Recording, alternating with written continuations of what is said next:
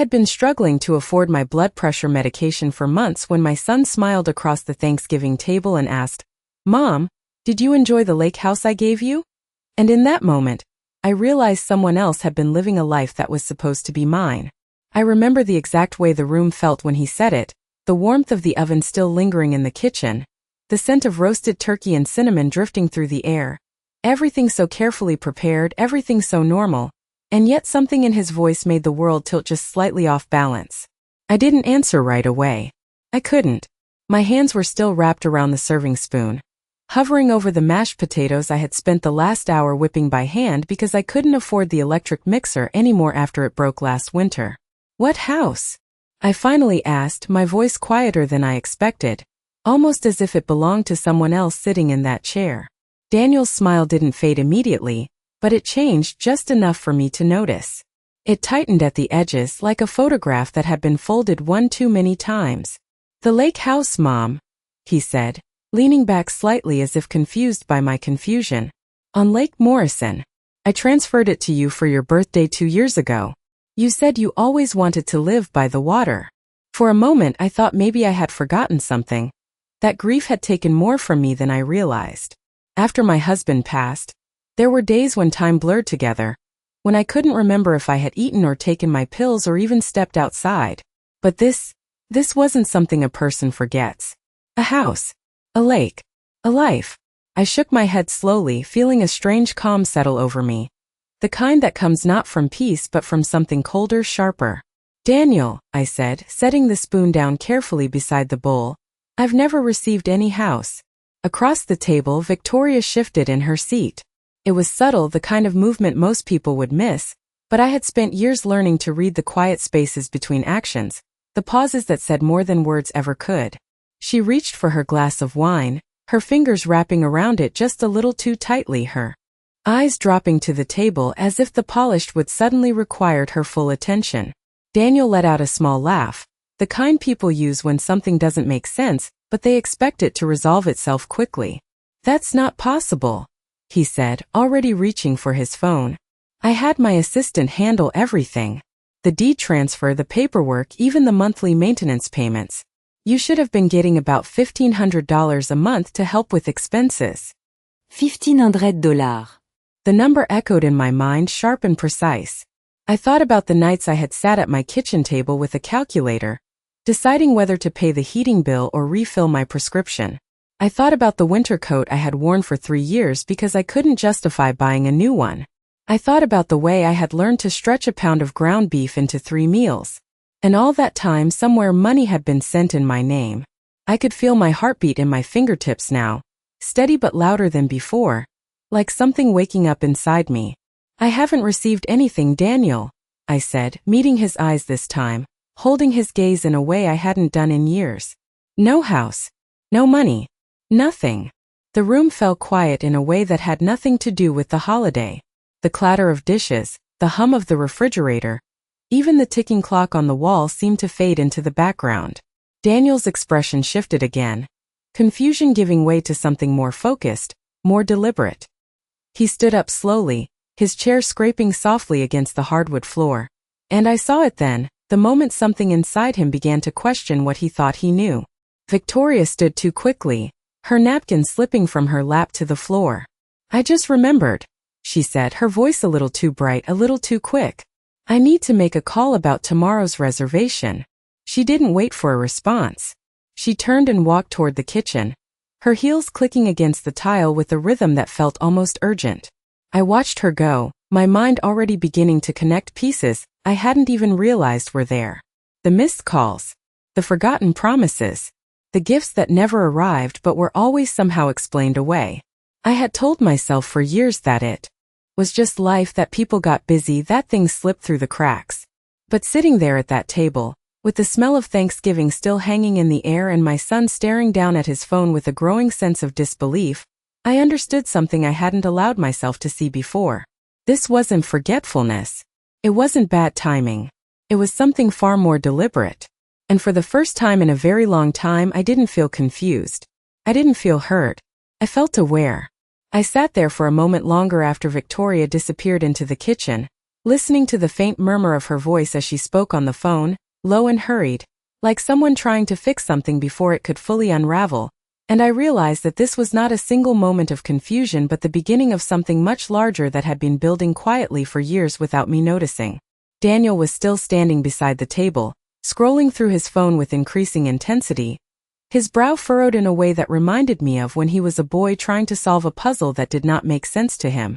I watched him carefully, not interrupting, not offering comfort, because something inside me had shifted and I no longer felt the instinct to smooth things over the way I always had before. The kitchen light cast a soft glow across the floor, and I could see Victoria's shadow moving back and forth, pacing slightly, her voice tightening with each whispered sentence.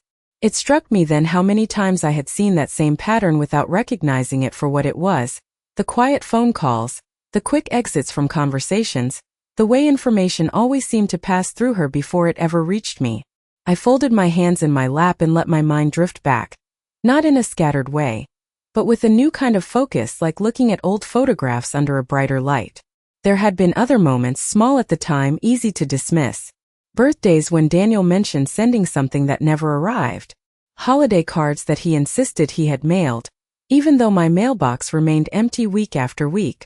Conversations where he would say, "I thought you knew," and I would smile and tell him it must have slipped my mind because it always felt easier to take the blame than to question the pattern. I remembered last winter standing in line at the pharmacy, counting out bills from my purse and realizing I was short by $20, and the pharmacist gently asking if I wanted to put something back. I had chosen to delay my medication, telling myself I would pick it up next week, and that same evening Daniel had called, talking about a business trip to Aspen, mentioning casually how busy things had been and how he hoped I was comfortable. I had told him I was fine. I always told him I was fine. From the kitchen, Victoria's voice stopped suddenly, and the silence that followed felt heavier than anything she could have said. Daniel looked up from his phone then, his face pale in a way I had never seen before, and for a brief second our eyes met, not as mother and son in their usual roles, but as two people standing on opposite sides of the same realization. "Mom," he said slowly, his voice no longer uncertain but edged with something sharper. "I have the records right here. Every transfer. Every document. It all went through." I nodded once, not surprised, because by then the answer had already begun to take shape in my mind, not as a question but as a quiet certainty that settled deep in my chest. I did not need to see the screen. I did not need to read the numbers. I knew what he was about to understand. Victoria stepped back into the dining room then, her expression composed but just slightly too controlled, like someone who had practiced calm in a mirror and almost perfected it. She smiled, a small polite curve of her lips that did not reach her eyes, and took her seat as if nothing had changed. "Everything okay?" she asked, her tone light, almost casual, but there was a tightness beneath it that I could hear now, a note I had missed before because I had never been listening for it. Daniel turned toward her slowly, his phone still in his hand, and I saw the shift happen in real time, the moment when trust begins to loosen its grip. "Victoria," he said, "the lake house. The payments. You helped coordinate that, right?" She hesitated just for a fraction of a second, but it was enough. It was more than enough. I felt something inside me settle into place, not with anger or even sadness, but with a clarity that was almost unfamiliar in its steadiness. I realized then that all those years of small confusions, of missing pieces and unanswered questions, had not been random at all. They had been organized, directed, managed. And I had been standing in the middle of it, believing that life had simply become harder, that age had brought limitations I could not escape. But now, sitting at that table, with the remains of Thanksgiving dinner still spread out before us and the air growing colder despite the warmth of the house, I understood that my life had not been shrinking on its own. It had been quietly rearranged. And for the first time I was no longer trying to explain it away. Victoria did not answer right away. And in that silence I heard more truth than any explanation she could have given, because it was not the kind of silence that comes from thinking, it was the kind that comes from calculating, from deciding which version of the truth might still hold together under pressure. She placed her hands neatly on the table, one over the other, her posture straight, her expression composed in a way that would have impressed anyone who did not know what to look for. But I could see it now, the slight tension in her shoulders, the way her fingers pressed just a little too firmly against her skin. Of course I helped, she said finally, her voice smooth, almost reassuring, as if she were the one offering clarity to a situation that had simply gotten confused. But maybe there was a mix-up with the mailing address or the bank information. These things happen more often than you think. I almost smiled at that, not because it was amusing, but because of how familiar it sounded, the gentle redirection, the suggestion that the problem was somewhere vague and impersonal, somewhere that could not be traced back to a single person. I had heard that tone before many times, always paired with an explanation that felt just reasonable enough to accept if you did not look too closely. Daniel did not respond immediately. He stared at her for a long second, his eyes searching her face in a way I had never seen before, as if he were trying to match the woman sitting in front of him with the one he believed he had married. A mix-up, he repeated quietly, his voice losing the easy confidence it usually carried. For 2 years. The question hung in the air, heavy and precise. Victoria's smile tightened just slightly, the edges no longer as soft as before. Daniel, you know how complicated these transactions can be. There are assistants involved, paperwork, third parties. It is not always straightforward. I watched them both, saying nothing, letting the conversation unfold without interference, because I understood now that this was not my moment to explain anything. This was his moment to see. And seeing, I had learned, was something no one could be forced into. It had to happen on its own. Daniel looked back down at his phone, scrolling again, slower this time, more deliberate, as if each line of text carried a weight he had not felt before. The payments were not just sent, he said after a moment, his voice steadier now but colder. They were deposited into an account. Victoria did not move, but something in the air shifted. Something subtle but undeniable. That makes sense, she replied quickly. It would have gone into the account we set up for your mother. The joint one, remember? I felt my breath pause for just a second, not from shock but from recognition. A joint account. I had never opened a joint account with anyone after my husband passed. I had kept everything simple, one checking account, one savings account, nothing complicated, nothing shared. Daniel's head lifted slowly, and this time when he looked at her, there was no confusion left in his expression, only focus. What joint account? He asked. Victoria blinked once, a small, almost imperceptible movement, but it was enough. The one we discussed, she said, her voice softer now, as if trying to ease the tension she could feel building. For convenience. So that everything could be managed more efficiently. Managed. The word settled between us like something solid, something that could not be ignored. I thought about all the things that had been managed over the past 2 years, the conversations that never quite reached me, the decisions that were always made before I even knew there was a choice to consider. I thought about how easy it had been to believe that I was simply being cared for from a distance, that my son's busy life required a certain level of organization that I did not need to understand. Daniel set his phone down slowly on the table, his movements controlled in a way that told me he was holding something back, not anger exactly, but the beginning of it, the kind that builds quietly before it ever shows itself. Mom, he said, turning to me again, have you ever signed anything with Victoria about a joint account or property transfer? I met his eyes without hesitation this time. No, I said simply. I have not. There was no need to add anything more. No need to explain. The truth, when it is clear enough, does not require decoration. The room fell silent again, but this time it felt different, less uncertain, more defined, like the edges of something finally coming into focus. Victoria looked from Daniel to me and back again, her expression shifting in small, controlled ways as she tried to find her footing. There must be some misunderstanding, she said, but the confidence in her voice was no longer as steady as before. We can sort this out. There is no reason to make assumptions. I lowered my gaze briefly to the table, to the plates we had not yet cleared, to the remnants of a meal that had begun as a celebration and had quietly become something else entirely. And in that moment, I realized that whatever came next was not going to be about misunderstanding. It was going to be about truth, and the kind of truth that does not disappear once it has been seen. I lifted my eyes again, calm, steady, and for the first time in a very long time, I did not feel like I was standing on uncertain ground. I felt like I was exactly where I needed to be, watching everything unfold exactly as it should. I did not rush to fill the silence that followed because I had learned something important over the years, something I had not always understood when I was younger, that silence has a way of revealing what words try to hide, and in that quiet space between the three of us, everything that had once been blurred began to sharpen into something undeniable.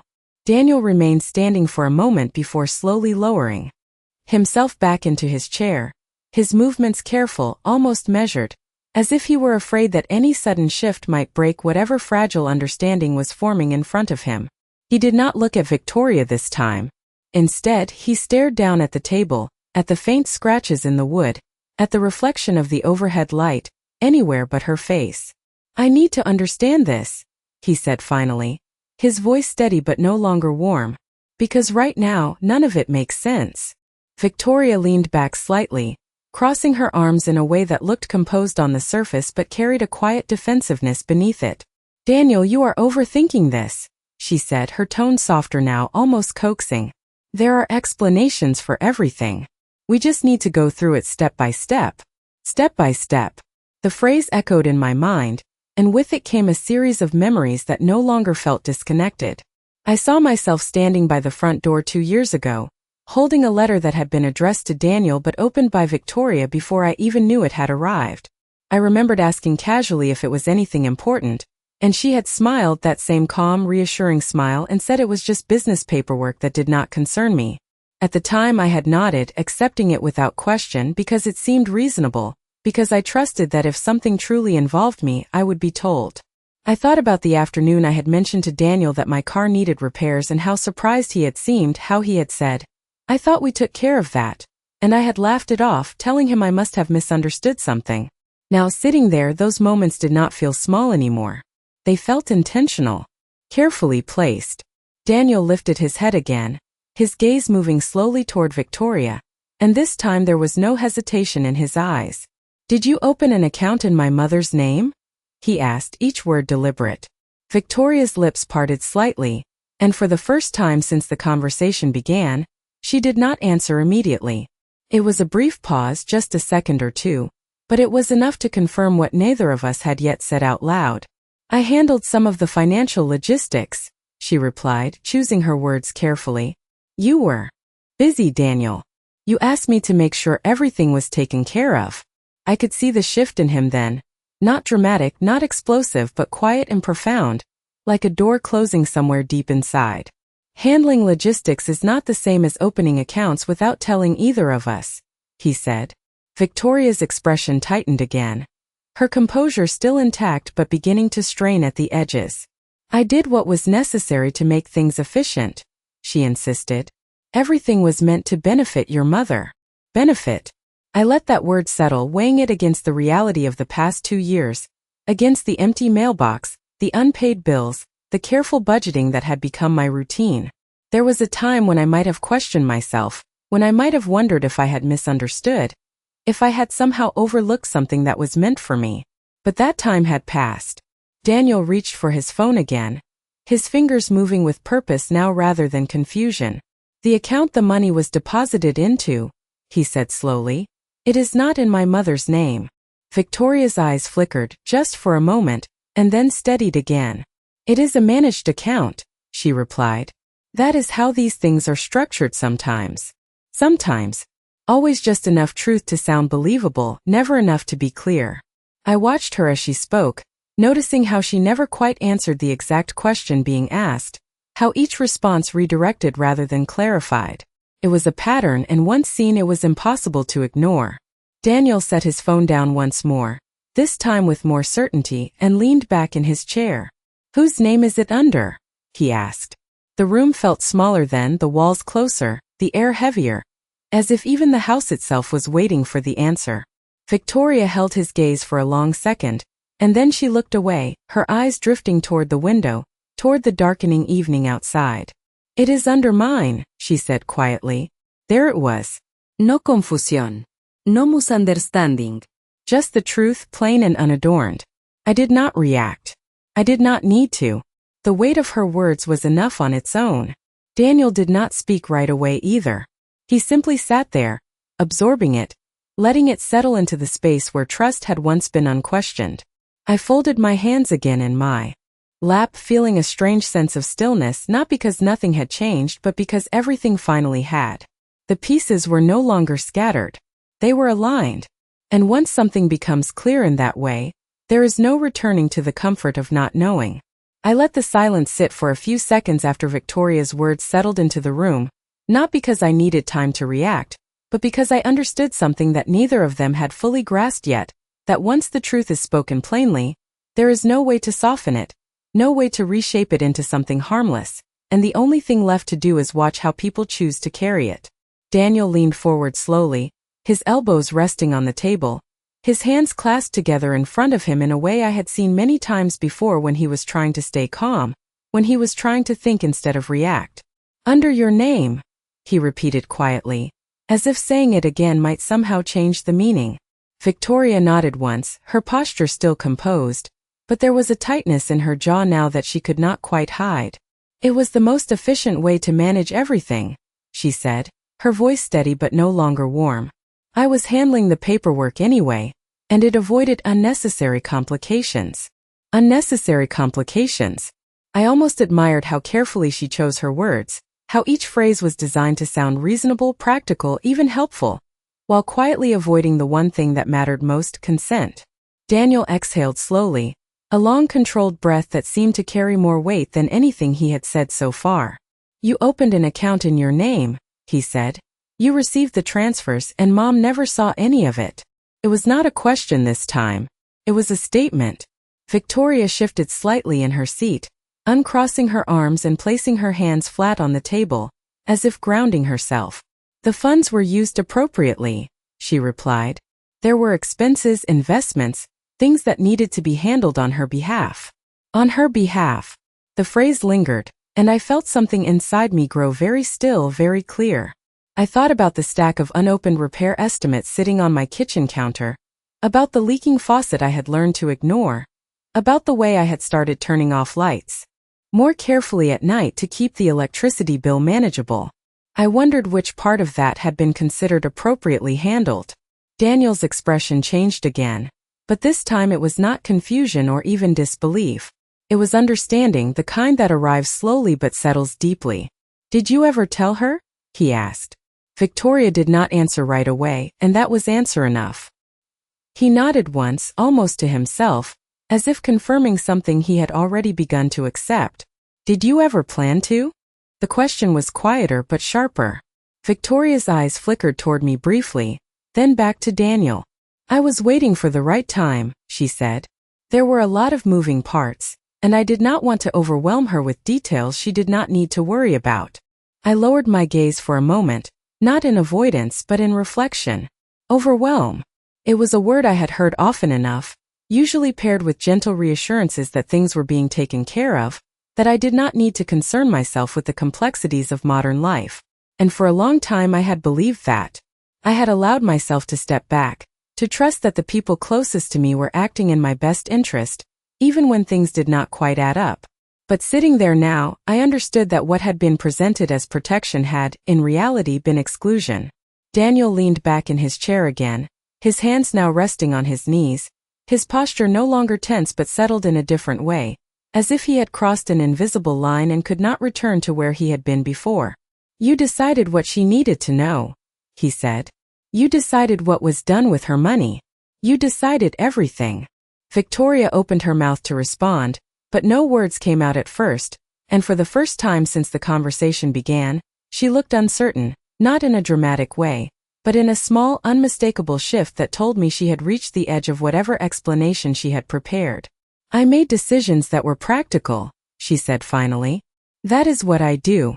I make things work." I lifted my eyes then and looked at her fully, not with anger, not with accusation, but with a clarity that did not need either. "For whom?" I asked quietly. The question was simple, but it settled into the room with a weight that none of the others had carried. Victoria held my gaze for a moment, and in that moment I saw something I had not seen before, not confidence, not control, but the recognition that the balance had shifted. Daniel did not speak. He did not need to. The answer was already there, in the silence that followed, in the space between what had been said and what could no longer be denied. I sat back slightly in my chair, folding my hands together once more, feeling not the confusion that had defined so many of my recent years, but a steady, quiet awareness. Nothing had been lost in this moment. It had only been revealed. And sometimes that is the beginning of something far more important than what came before. Daniel did not respond to my question right away, and that told me more than anything he could have said because I could see the realization settling into him in layers, each one heavier than the last, each one forcing him to reconsider not just what had happened over the past 2 years, but who had been shaping those events behind the scenes. He reached for his phone again, but this time his movements were slower, more deliberate, as if he already knew what he was going to find and simply needed to confirm it for himself. "I want to see everything," he said quietly, not looking at Victoria. "Every transfer, every account, every document." Victoria shifted in her seat again, her composure still intact but beginning to show small fractures, the kind that only become visible when you know exactly where to look. "Daniel, this is not necessary," she replied, her voice measured but no longer as confident as before. "We can go over it later in a more appropriate setting." He shook his head once, a small decisive movement. "No," he said. "We are going over it now." The firmness in his voice changed the atmosphere in the room in a way that could not be undone. It was not loud. It was not aggressive. But it was final. Victoria looked at him for a long moment, searching for something, perhaps a trace of the man she had been able to guide so easily before, but whatever she was looking for, she did not find. Slowly, she reached for her own phone, her fingers moving with a precision that suggested habit, familiarity, control. She unlocked it and began navigating through her accounts, each tap quiet but significant. I watched her, not with suspicion anymore, but with a calm awareness, because there was nothing left to suspect. There was only confirmation. Daniel stood up and walked around the table, positioning himself beside her so he could see the screen clearly. He did not speak as she opened one file after another, but I could see his eyes scanning the information, processing it, connecting it to what he had already seen on his own device. "This account," he said after a moment, pointing to something on the screen. "This is where the monthly transfers went." Victoria nodded slightly. "Yes," she said. "That is the management account." Management. Always the same careful language, the same quiet reframing of control as responsibility. Daniel's gaze moved down the screen, and I could see the exact moment something shifted again, not in his posture this time, but in his expression, the way his jaw tightened, the way his eyes narrowed just slightly. "And these withdrawals," he continued, "these are not for maintenance or utilities. These are for travel, retail, personal expenses." Victoria's fingers paused for just a fraction of a second before continuing to scroll. "They are all part of the overall financial picture," she said, her tone still controlled but thinner now, stretched. I sat there listening, watching, feeling the pieces fall into place, not with shock, but with a steady clarity that made everything seem almost simple. I thought about the times I had seen photos on social media of places I had never been, vacations I had never taken, dinners at restaurants I would not have considered spending money on, and how I had always assumed those things were part of a life that existed separately from mine. Now I understood that the separation had not been natural. It had been constructed. Daniel straightened slightly, stepping back from her chair, his phone now hanging loosely at his side. "This is not management," he said. "This is control." The word settled into the room with a quiet certainty that did not need to be repeated.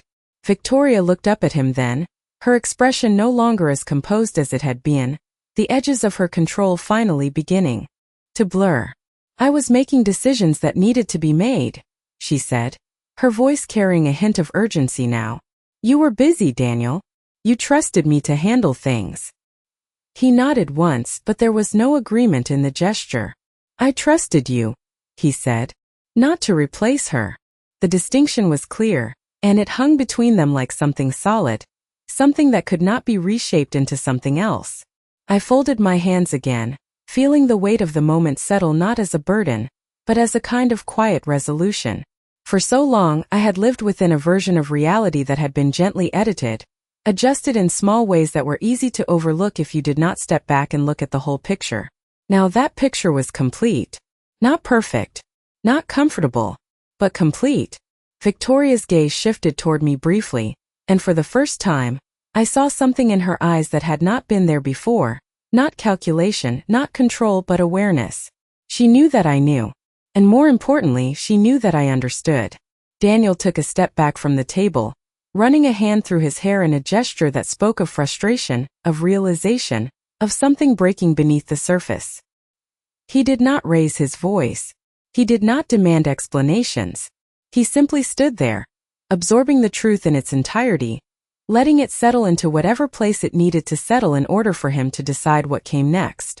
And I remained where I was, still composed, watching, not with the uncertainty that had once defined me, but with a quiet, steady sense of control that had not been there before, because for the first time I was no longer the one being managed. Daniel did not sit back down, and that alone told me that whatever had just shifted inside him was not temporary, not something that could be smoothed over with a few explanations or postponed for a later conversation. He remained standing a few feet from the table, his posture no longer uncertain but steady in a way that felt unfamiliar, as if he were seeing the room, the situation, and even himself from a different vantage point. "How long?" he asked, his voice quiet but precise. Victoria looked up at him, and for the first time since the conversation began, she did not try to soften the question or redirect it. "From the beginning," she said after a moment. "From when everything was set up." The simplicity of her answer carried more weight than any elaborate justification could have. I felt my breath settle into a slow, even rhythm, not because the truth was easy to accept, but because it was no longer hidden. Daniel nodded once, absorbing it, then turned slightly, pacing a few steps toward the window and back again, his movements controlled but charged with a kind of restrained energy. "So for 2 years," he said, not looking at her, "you knew she was not receiving anything. You knew she was struggling." Victoria's gaze shifted toward me briefly, then back to him. "I knew she was managing," she replied, choosing her words with care. "Managing." The word echoed in the same hollow way it had before, stripped now of any pretense of reassurance. I thought about the nights I had gone to bed early to avoid turning on the heat, about the careful way I had measured out groceries to last until the next check, about the quiet adjustments I had made to my life without ever asking for help because I believed that help simply was not available. Daniel stopped pacing and turned back toward her, his expression no longer searching but settled into something clearer, something that did not need to be defined to be understood. "You made that decision," he said. "Not me. Not her. You." Victoria did not deny it this time. She held his gaze, her posture still composed, but there was a stillness to her now that felt different, less controlled, more exposed. "I made decisions based on what I thought was best," she said. "That is what I have always done. Always."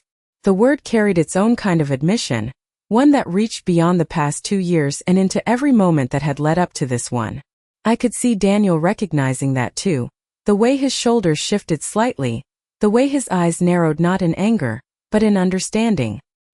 He walked back to the table slowly and placed both hands on its surface, leaning forward just enough to ground himself. "Best for who?" he asked again, echoing the question I had already posed, but this time there was no space left for interpretation. Victoria opened her mouth to respond, then closed it again, her eyes lowering briefly before returning to his. "For the situation," she said finally, but the answer felt thinner now, stretched beyond its ability to hold.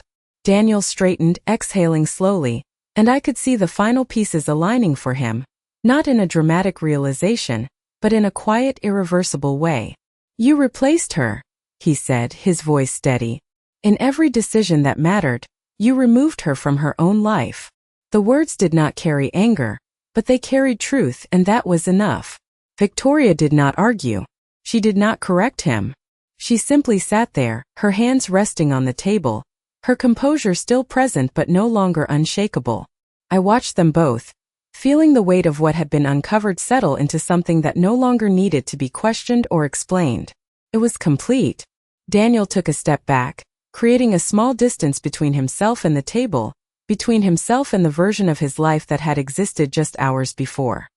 He looked at me then, really looked at me, and there was something in his expression that had not been there in a long time, not just concern but awareness, a recognition of what I had been living with without his knowledge. "Mom," he said quietly, "I did not know." I met his gaze without hesitation, Not to reassure him, not to comfort him, but simply to acknowledge what was true. "I know," I said. And I did.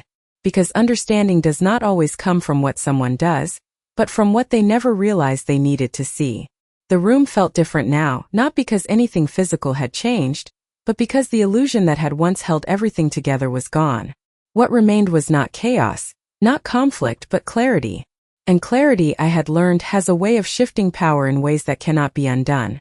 I sat there, still and composed, no longer the person waiting for explanations, no longer the one being managed, but someone who now understood exactly where she stood, and more importantly, what came next would not be decided without her. No one moved for a while after that, and I realized that the moment we were sitting in was not loud or chaotic the way people often imagine these kinds of revelations to be, but quiet, almost still, as if everything that needed to be said had already been said, and what remained was simply the weight of it settling into place.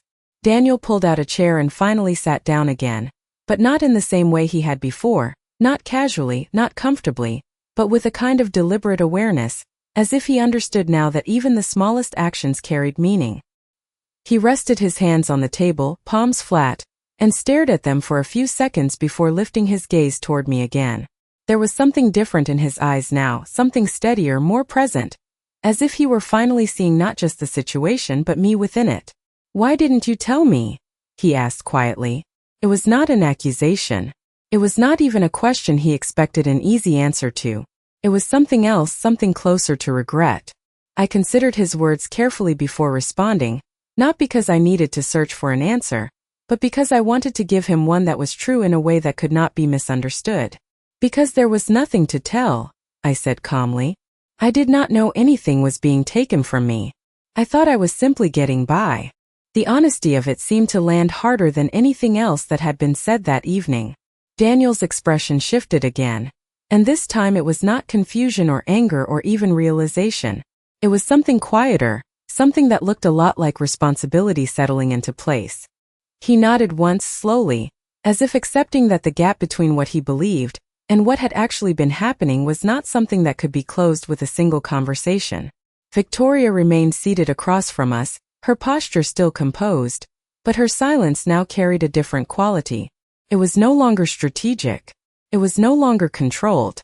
It was simply the absence of anything left to say that could change what had already been revealed. I turned my attention briefly to the table, to the plates that had gone untouched, to the small details that earlier had seemed so important, and I noticed how little they mattered now. The meal, the preparations, the effort I had put into making everything feel warm and familiar, all of it had faded into the background, replaced by something far more significant. Daniel exhaled slowly and leaned back in his chair, his gaze drifting toward the window, toward the dark outline of the yard beyond it. "I thought I was helping," he said after a moment. "I thought I had made sure you were taken care of." I listened to him without interrupting, because I understood that this was not about correcting him or reassuring him. It was about letting him come to terms with what had happened in his own way. "You trusted the wrong person to do that," I replied, my voice steady but not unkind. It was not a judgment. It was simply the truth stated plainly. He nodded again, this time more firmly, as if that sentence had given shape to something he had been trying to define. "That will not happen again," he said. The certainty in his voice was different from anything he had said before, not because it was louder or more forceful, but because it was grounded in understanding rather than assumption. I believed him, not because I expected everything to be fixed immediately, but because I could see that he was no longer standing outside of the situation. He was inside it now, aware of it, accountable to it. Victoria shifted slightly in her seat, her hands moving to rest in her lap, and for the first time, she did not attempt to reframe what had been said or offer an explanation. She simply sat there, present but no longer in control of the direction the conversation was taking. And that, more than anything, marked the change. I folded my hands together again, feeling a calm settle over me that had nothing to do with the outcome of this moment and everything to do with the clarity that had emerged from it. For so long I had adjusted my expectations, lowered my needs, and accepted what I believed to be the natural limitations of my life. But now I understood that many of those limitations had not been natural at all. They had been imposed, quietly and consistently, until they felt like part of the landscape. Daniel leaned forward again slightly, his attention fully on me now. "We are going to fix this," he said. "All of it." I met his gaze and held it, not dismissing his words, but not rushing to accept them either. "We will see," I replied gently, because fixing something is not the same as understanding it, and understanding it is what truly changes what comes next. The room remained quiet, but it was no longer the kind of silence that hides things. It was the kind that allows them to be seen clearly, without distortion, without distraction. And as I sat there, looking at both of them, I realized that whatever came after this would not be shaped by assumptions or omissions anymore. It would be shaped by what we now knew, and that knowledge once gained does not fade. It stays steady and undeniable, guiding every decision that follows. The house felt quieter than it had all evening, not because the conversation had ended, but because something essential had shifted beneath it, something that did not need more words to define it. Daniel stood up again, this time without hesitation, and walked toward the kitchen window, resting his hands lightly on the counter as he looked out into the darkness beyond the glass. I watched him for a moment, noticing the way his shoulders had changed, no longer relaxed in the easy confidence of someone who believed everything was in place, but steadier in a different way, like someone who had finally stepped into a reality he could not ignore. Victoria remained seated, her hands folded neatly in her lap, her posture still composed but no longer guiding the room, no longer shaping the direction of what would happen next. The balance had shifted and she knew it. I rose slowly from my chair, not because I needed to leave, but because I understood that staying in that exact position would keep me anchored to a version of the evening that had already passed. I walked to the sink and began to rinse the plates one by one, letting the simple, familiar motion ground me in something steady. The water ran warm over my hands and for a moment, the quiet sound of it filled the space between us, not as a distraction, but as a reminder that life continues even as everything changes. Daniel turned slightly, watching me as I worked, and I could feel his attention without looking at him directly. "You should not have had to live like that," he said after a moment, his voice lower now, more reflective than before. I set one plate aside and reached for the next, taking my time before responding. "I lived the way I understood my life to be," I said calmly. "That is different from what it actually was." The distinction seemed to settle into him more deeply than anything else that had been said. He nodded once, slowly, as if committing the idea to memory. Victoria shifted in her chair, finally standing as well, but she did not approach us. She remained near the table, her presence still, her expression thoughtful in a way that suggested she was recalculating rather than reacting. I finished rinsing the last plate and turned off the water, drying my hands with a towel before turning back toward them. The room looked the same as it had when the evening began, the same table, the same chairs, the same soft lighting, but it no longer felt the same. It felt clearer. Daniel stepped closer, not too near, but close enough that I could see the sincerity in his expression without having to search for it. "Tomorrow," he said, "we are going to go to the bank. We are going to review everything properly. And we are going to make sure that everything is in your name, the way it should have been from the beginning."